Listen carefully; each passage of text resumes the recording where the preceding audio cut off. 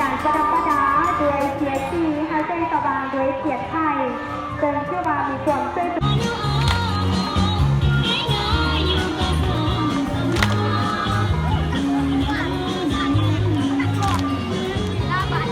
โฮมเฮตั้งประเพณีซึมโตบอฮัมมงคลสร้างจุดสายซัมติแมนลักษณะของเสือไฟจนหัวแมนเป็นฮุกพงทางกลางเป็นฮุกก้าหัวมีโลโก้ข้องหงเหียนส่วนหางหางเป็นหงวัสดุที่เห็ดแมนเหล็กประกอบไม้ไผ่ประดับประดาด้วยดอกไม้และเทียนให้เป็นหัวพญานาคทางกลางเพิงพญานาคดอกกำ10 เครื่อง60 คน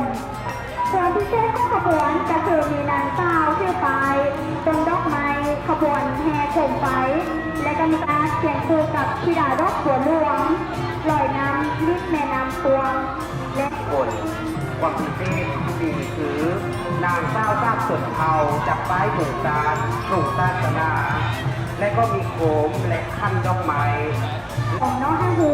เกี่ยวกับงานนั่นเองส่วนทางห้างก็เป็นโฮงประดับประดาไปด้วยเทียนสีและการใช้เทียนไทยเพื่อให้แสงสว่างมีทั้งตาและทาง